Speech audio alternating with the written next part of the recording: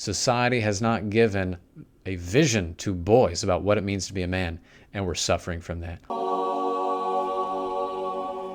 Just recently, I was at a conference of faith here in Oklahoma, and some of the ladies were making jokes about, oh, men can never do this. And then there was a guy who kind of was in the same attitude, making the same jokes. Oh, I'd like to apologize for all men out there. And everyone was laughing, except for me, who was beginning to feel the injustice against men. Society has ignored men for too long. Society has not given a vision to boys about what it means to be a man, and we're suffering from that. Also, society suffers from this. Manhood and womanhood are connected. They are complementary, and they rely on each other. And if manhood falls, womanhood will also fall shortly thereafter. And we need, as a society, as a church, to reimagine what it means to be a man. Not reimagine it based on the worldly ideas, but reimagine it based on what God's plan is. There are three primary worldly ideas of what it means to be a man.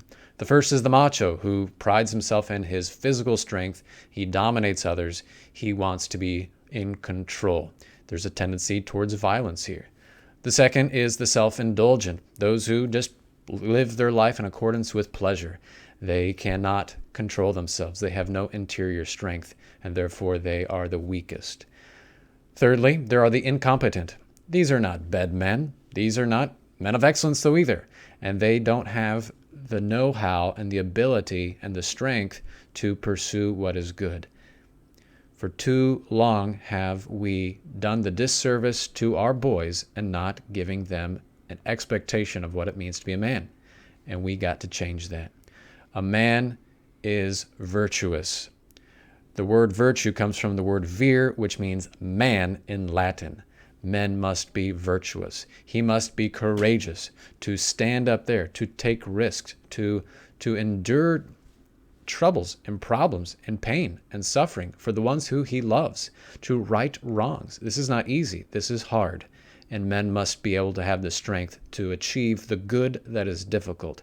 Otherwise, he will not be courageous.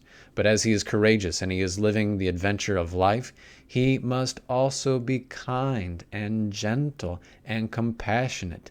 And the image of this that I have is a dad who's on the ground with his kids, and he's just playing with them, playing locks, playing dolly, playing horsey, whatever it is. And this is excellent.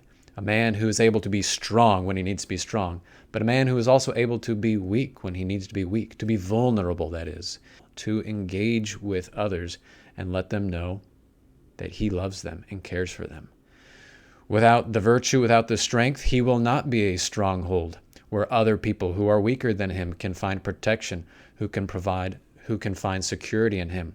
But without that gentleness, he will lose all credibility, and he will be just a robot who wants to do what is tough but can't do what is good. Brothers and sisters, we must reimagine this. We must give this vision to the next generation, that we have men in our society who are strong, who are caring, who are providers, who are protectors, who are strongholds. This is what it means to be a man. Men must be like Jesus, who was a true man. There is no other model for us than the person of Jesus Christ, who laid down his life for the ones that he loved. Brothers, we got to do this. There's no way around it. Maybe you've never heard this before. Maybe you got questions for me. Go ahead and let me know. If you got any questions, go ahead and check out the link here and find me. I got my contact information in the notes to this video here. But we got to really rely on each other, be with each other, be accountable to each other so that we can care for those who God has given to us. Peace to you all. Keep hanging in there. And I look forward to seeing you in the streets here in Florida County or Haskell County.